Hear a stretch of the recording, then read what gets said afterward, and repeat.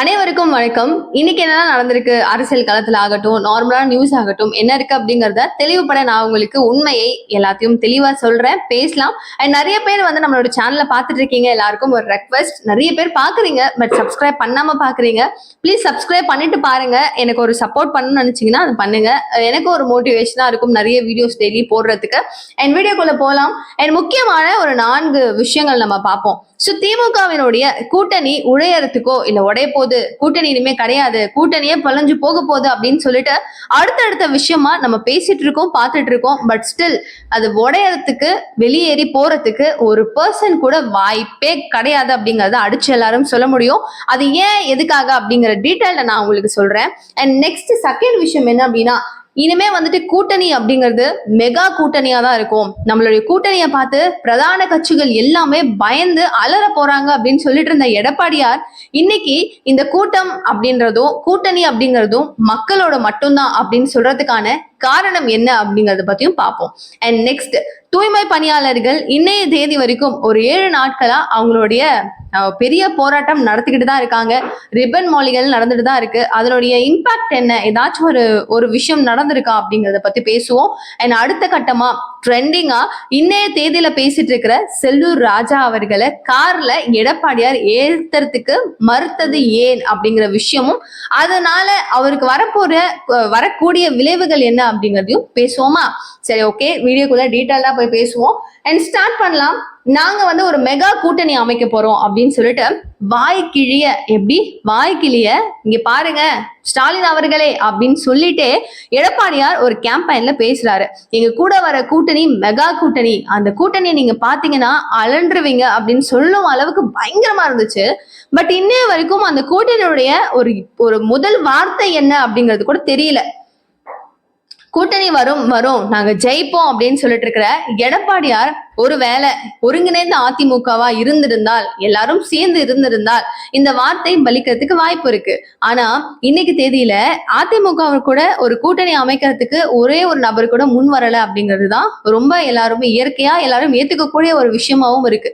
பாஜக கூட இவங்க கூட்டணி வச்ச காரணம் தான் முக்கியமா, வேற யாரும் இவங்க கூட கூட்டணிக்கு வரல அப்படிங்கிறதும் எல்லாரும் சொல்ற ஒரு விஷயமா கூடுதலாகவும் இருக்கு. தாவேகா இவங்க கூட வருமா, நெருங்குமா அப்படின்னு யோசிக்கும் போது பாஜக கூட்டணியில இருக்கிற காரணத்தினால அவங்க உள்ள வர்றதுக்கான வாய்ப்பு ஒரே 1% கூட கிடையாது. இதுதான் என்னுடைய உறுதியான முடிவு அப்படின்னு தாவேகாவுடைய தலைவர் விஜய் அவர்களும் தெளிவுபட சொல்லிட்டாரு. இதன் மூலமா நம்மளுடைய அதிமுகவுக்கு கூட்டணிக்கு யாரெல்லாம் வருவாங்க அப்படின்னு கேட்கும் போது தாவேகா வர்றதுக்கு ஒரு துளி கூட வாய்ப்பு கிடையாது. ஓகேவா? இந்த கூட்டணி பிரச்சனை முடிஞ்சு போச்சு. சோ அடுத்து என்டிகே சீமான் அவர்கள் வருவாரா அப்படிங்கிற ஒரு கேள்வி வரும்போது, வருவேன் அப்படிங்கிற மாதிரியே லைட்டா மூவ் ஆன் பண்ணிட்டு இருந்தாரு. திடீர்னு இப்ப பத்தி பெரிய அளவுல ஒன்னும் அவர் பேசுற மாதிரி ஒண்ணுமே தெரியல. ஆனா அதிமுகவை அவர் எப்பவுமே பெரிய அளவுல விமர்சனம் பண்ணதில்லை. பாஜகவையும் விமர்சனம் பண்ணுவாரு. ஆனா அண்ணாமலை அவருக்காக எப்பவுமே ஒரு உறுதுணையா நின்று இருக்காரு.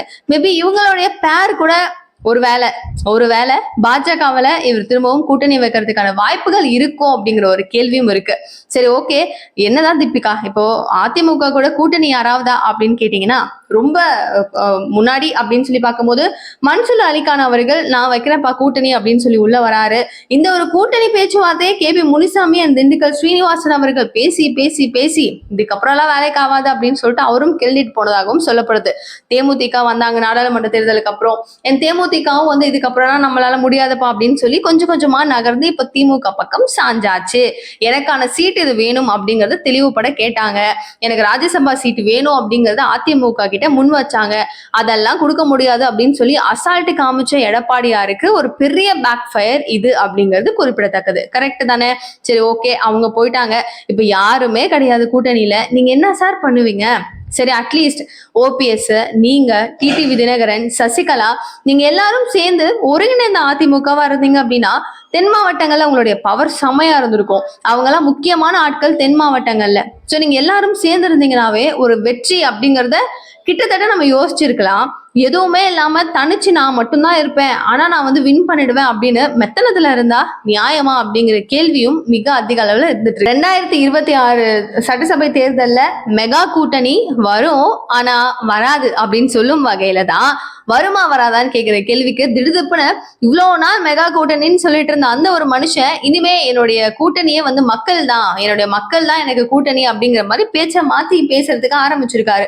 ராஜபாளையத்துல இன்னைக்கு ஒரு ஸ்பீச் நடக்குது. அந்த ஒரு ஸ்பீச்ல தான் மக்களுடன் தான் என் கூட்டணி அப்படின்னு சொன்ன இந்த ஒரு விஷயம் அரசியல் ஒரு ஒரு பெரிய கேம்பெயின்ஸ் பண்றாங்க அப்படிங்கும்போது அரசியல் வட்டாரம் முழுக்க வந்து திரும்பி பார்க்க வச்சிருக்கு இந்த ஒரு விஷயம். என்னப்பா மெகா கூட்டணி கிடையாதா அப்படின்னு. சோ இந்த மாதிரி அந்த அளவு பேசின இவருடைய ஒரு டர்ன் ஏன் இப்படி ஆயிடுச்சு அப்படிங்கிறது ஒரு பெரிய விஷயமா இருக்கு. அண்ட் செகண்ட் திங், இப்போ நான் வந்து தூய்மை பணியாளர்களை பத்தி பேசியிருந்தேன். அவங்க 7 நாள் வரைக்கும் பாத்தீங்கன்னா ஒரு பெரிய போராட்டம் ரிப்பன் மாளிகைக்கு அப்போஸ்ல நடத்திட்டு இருக்காங்க.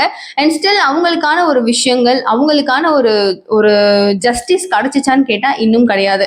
அதுக்குள்ள போலீசார் வந்து நீங்க இதுக்கு மேல வந்துட்டு இங்க போராட்டம் பண்ண வேண்டாம், நீங்க தயவு செஞ்சு கிளம்பிருங்க, இதுக்கப்புறம் இந்த ஆர்ப்பாட்டத்தெல்லாம் நிறுத்திடுங்க அப்படின்னு சொல்லிட்டு போலீசார் அவங்களை கலைக்கிறதுக்கு ட்ரை பண்றாங்க. பட் ஸ்டில் நாங்கெல்லாம் போக மாட்டோம், எங்களுக்கான ஒரு நீதி வேணும் அப்படின்னு சொல்லிட்டு ரொம்ப அழுத்தம் திருத்தமா பாத்தீங்கன்னா அவங்க ஸ்ட்ராங்கா அதே பிளேஸ்ல நின்றுட்டு இருக்காங்க. அண்ட் இன்னொரு விஷயம் என்ன அப்படின்னா, இப்ப இந்த ஒப்பந்த ஊழியர்களுக்கு நிரந்தரமான ஒரு பணி வேணும் அப்படிங்கிறது தான் அவங்க வச்சிட்டு இருக்கிற ஒரு கோரிக்கையா இருக்கு. இதுவே சில ஆண்டுகளுக்கு முன்னாடி அதிமுகவினுடைய ஆட்சியிலும் இதே மாதிரி ஒரு விஷயம் நடக்கும்போது பிரதான எதிர்கட்சியா இருந்த திமுகவினர் செய்த ஒரு செயல் என்ன அப்படின்னு பாத்தீங்கன்னா, அவங்களுக்காக ஒரு லெட்டர் எழுதுறாரு நம்மளுடைய மு க ஸ்டாலின் அவர்கள்.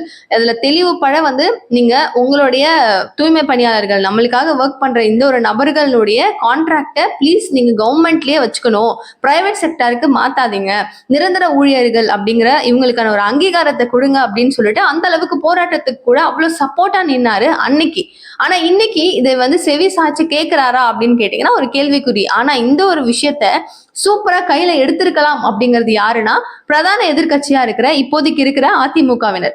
சோ இப்போ எடப்பாடி அவர்கள் இதுல முக்கியத்துவம் காமிச்சு இவங்க கூட நின்று இவங்களுக்கான ஒரு வார்த்தையா இவங்களுக்கான ஒரு சப்போர்ட்டா இருந்திருந்தா இது எல்லாமே டோட்டலா ஒரு ஓட்டா நாளைக்கு மாறுறதுக்கான வாய்ப்பு இருந்திருக்கும் இல்லையா? ஆனா ஊடகங்கள்ல மட்டும் கேள்வி கேட்டுட்டு ரியாலிட்டியா நான் வந்து மீதம் இருக்கிற மக்களை நான் போய் பார்க்க போறேன், சந்திக்க போறேன் அப்படின்னு சொல்லிட்டு இடங்களா போறது நியாயமா அப்படிங்கிற கூடுதல் கேள்விகளும் எல்லார்கிட்டயும் இருக்கு. சோ இப்ப வரைக்கும் தூய்மை பணியாளர்களுக்கான ஒரு நல்ல விஷயங்கள், அவங்களுக்கான ஒரு ஜஸ்டிஸ் அப்படிங்கிறது தெளிவுபட கிடைக்கலை அப்படிங்கிறது தான் உண்மையான ஒரு விஷயம். ஓகே, திமுக கூட்டணி உடையறதுக்கு வாய்ப்பு இல்லைன்னு சொன்னிய தீபிகா அப்படின்னு கேட்டீங்கன்னா, திமுக கூட்டணி இப்போ உடையதுன்னு வச்சுக்கோங்க. இப்ப கூட்டணி கட்சிகள்ல இருக்கிறது யாரு?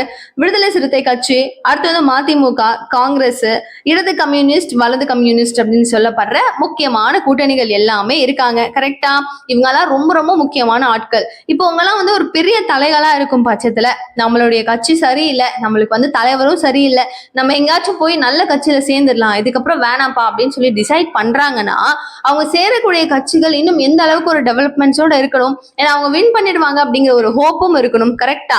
சோ இந்த மாதிரி ஒரு வெற்றியை ருசி பார்த்த இந்த மாதிரி நபர்களுக்கு இன்னொரு இடத்துல போகும்போது அவங்க எவ்வளவு யோசிப்பாங்க, அவங்க சேருவ இடம் இருக்கு இல்லையா, அது கரெக்டா இருக்கணும்னு நினைப்பாங்க. இப்போ திமுக அப்படிங்கும் போது அப்போஸ்ல இருக்கிறது பிரதானமா சூப்பரான ஒரு கட்சி, ஒரு பெரிய கட்சி அப்படின்னு பார்க்கும்போது அதிமுக தான். கரெக்டா? சோ திமுக அதிமுக அப்படிங்கும் போது திமுகவுல கூட்டணி தலைவர்கள், கூட்டணி கட்சிகள் அவ்வளவு ஒரு ஸ்ட்ராங், அவ்வளவு ஒரு மேசிவா இருக்காங்க. இவங்க எனக்கு வேண்டாம் அப்படின்னு நினைச்சாங்கன்னா இவங்க வந்து சேரக்கூடிய ஒரு இடம் அதிமுகவா மட்டும்தான் இருக்கும். பட் அதிமுகவுல இருக்கிற முக்கிய நபர்களே அவங்க நாங்க இருப்போமா இல்லையா அப்படிங்கிற ஒரு ஸ்டேட்ல இருந்துகிட்டு இது உள்ள இருந்த அன்வர் ராஜா முதற்கொண்டு முக்கிய ஆட்கள் எல்லாரும் இங்க இருந்து நகர்ந்து மெல்லமா திமுக பக்கம் போறாங்க.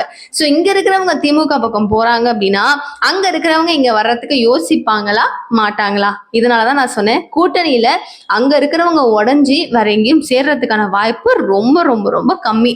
சோ ஓபிஎஸ் தாவேகா கூட சேர போறாரு அப்படிங்கிற ஒரு பேச்சு இருந்துச்சு. பட் அதையும் அவர் ஸ்டாப் பண்ணிட்டாரு.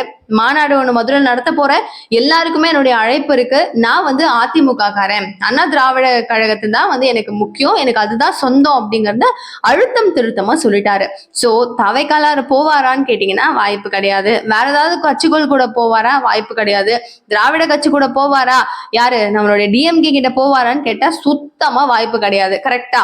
சோ இந்தக்குள்ள இருக்கிற நபர்கள் இங்க வர்றதுக்கான சான்சஸும் கிடையாது. சோ திமுக அப்படிங்கிறது வெற்றி வாய்ப்பு வாய்ப்பு அதிகம் இருக்கக்கூடிய ஒரு கட்சியா தான் இன்றைய தேதியில இருக்கு. அவங்கள வந்து நம்ம நிறைய கம்ப்ளைண்ட் பண்ணலாம், சட்டம் ஒழுங்கு சரியில்லைன்னு சொல்லலாம், தேவையான விஷயங்கள் கொடுக்கல அப்படின்னு சொல்லலாம், நிறைய மது போதைகள்ல இருந்து போதைப் பொருட்கள் ஊடுறது அது இதுன்னு நம்ம நிறைய கம்ப்ளைண்ட் அவங்க மேல சொல்லலாம். பட் அதே மாதிரி நிறைய விஷயங்களும் நலத்திட்டங்கள் அப்படின்னு சொல்லி கொண்டு வந்து நிறைய விஷயங்களையும் அவங்க செஞ்சுட்டு இருக்காங்க.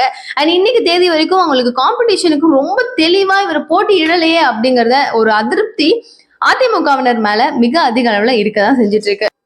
சோ இப்போ ஒரு அளவுக்கு நம்மளுக்கு கிளியரா இருந்திருக்கும், இந்த கட்சி அந்த கட்சி கூட போகுமா, அந்த கட்சி இந்த கட்சி கூட வருமா அப்படின்னு. சோ திமுக அவங்களுடைய கூட்டணியில தெளிவா இருக்காங்க. இவங்களுடைய கூட்டணி மக்கள் அப்படின்னு சொல்லி அதிமுகவினரும் வந்து அப்படியே திசை திருப்ப ஆரம்பிச்சுட்டாங்க. சரி, ஓகே, நெக்ஸ்ட் ஒரு பாயிண்ட்டுக்கு போவோமா? எல்லாரும் வெயிட் பண்ணிட்டு இருக்கிற ஈகரான ஒரு விஷயம், செல்லூர் ராஜாவை இவர் ஏன் கார்ல ஏத்தல அப்படிங்கிற ஒரு விஷயம். கரெக்டா? சோ இங்க என்ன நடக்குது அப்படின்னா, இப்ப செல்லூர் ராஜா சும்மா நார்மலான ஒரு பர்சன் அவர் கிடையாது. முன்னாள் அமைச்சரா இருந்துட்டு மாவட்ட செயலாளரா இருக்கிற இந்த ஒரு நபருக்காக ஒரு தொண்டர்கள், இவருக்காக ஒரு நிர்வாகிகள் அப்படிங்கிறது எவ்வளவோ பேர் இருப்பாங்க. கரெக்டா? சோ கீழடி வரியா இவர் வருவாரு, நம்மளுடைய பொதுச் செயலாளர் எடப்பாடியார் வருவாரு, அவரை வெல்கம் பண்ணலாம் அப்படிங்கிறதுக்காக அவங்களுடைய நிர்வாகிகள், ஊர் ஜனங்க எல்லாரையும் கூப்பிட்டு வச்சுக்கிட்டு செலவு பண்ணி அங்க தேவையான விஷயங்கள் என்ன அப்படிங்கிறது A to Z வரையும் பார்த்திருக்கிறது அவரு தானா. சோ இந்த அளவுக்கு டீடைல் அண்ட் டெப்தா ஒரு ஒரு விஷயத்தையும் பார்த்து செஞ்ச அவரை மீட் பண்ணதுக்கு அப்புறம் கார்ல ஏறலாம் அப்படின்னு டோர் ஓபன் பண்றாரு. அண்ணா இதுல வேணாண்ணா, நீங்க உங்க கார்ல வாங்கன்னு சொல்றாரோ இல்ல கார்ல முன்னாடி வாங்க அப்படின்னு சொல்றாரோ, ஏதோ ஒண்ணு சொல்றாரு. பட் இந்த கார்ல ஏறாதீங்க அப்படிங்கிறது தெளிவா சொல்றாரு. இவ்வளவு பேரு கச்ச கச்ச கச்சன்னு இருக்கிற இந்த ஒரு சவுண்ட்ல மொத்த மைக்கில் இவருடைய ஒரே ஒரு பேச்சு மட்டும் பயங்கர பளிச்சுன்னு கேக்குதுங்க ஆடியோல. எல்லாருமே வந்துட்டு இப்போ பேசுற ஒரு டாபிக், ஐயோ செல்லூர் ராஜா எவ்வளவு செல்வாக்கான ஒரு நபரு, அவரை போய் தென் மாவட்டத்துல முக்கியமான ஒரு ஆளு, அவரையும் போய் எடப்பாடியார் பகச்சுக்கிறாரு அப்படிங்கிற ஒரு விஷயம் தான். சோ கூடிய விரைவில் பத்திரிகையாளர்களை கண்டிப்பா செல்லூர் ராஜாவும் பாப்பாரு, பழனிசாமியும் பாப்பாரு.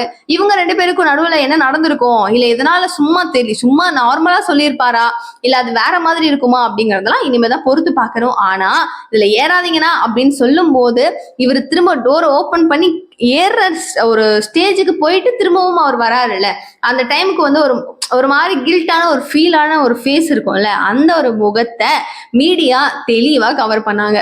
அவருடைய ஃபேஸ் அந்த இடத்துல வந்து ஒரு மாதிரி நம்மளை அசிங்கப்படுத்திட்டாரே அப்படின்ற மாதிரி இருக்கும்ல, அந்த மாதிரி ஒரு ஃபேஸ் வந்து அவருக்கு இருக்கு. அவரும் எவ்வளவு முக்கியமான ஒரு பர்சன் தென் மாவட்டங்கள்ன்றதை நான் சொல்லியிருந்தேன். அவர் முன்னாள் அமைச்சரா இருந்தவர், அவருக்குன்னு நிறைய தொண்டர்கள் இருக்காங்க, நிறைய நிர்வாகிகள் இருக்காங்க. ஐயோ இன்னும் நம்ம அண்ணனே அவங்க ஏத்தல, நம்ம ராஜா அண்ணனே ஏத்தலன்னா எப்படி அப்படின்னு சொல்லி அவங்க தொண்டர்கள் எவ்வளவு பேர் கொதிப்பாங்க.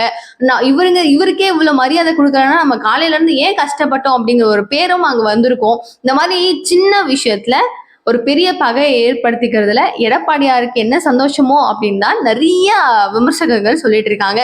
என்ன நடக்குதுன்னு பார்ப்போம்.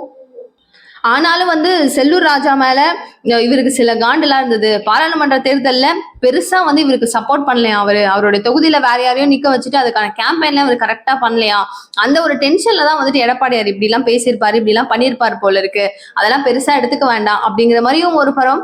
ஆனா வந்து அந்த ஸ்டேட்ல அது ரொம்ப நார்மலா நடந்திருந்தா அப்படின்னா, ஒரு ஒரு தனியா இருக்கும் ஒரு வீட்டுல அப்படின்னா நடக்குது அப்படின்னா ஒரு பெரிய மேஜரா எடுத்திருக்க மாட்டாங்க.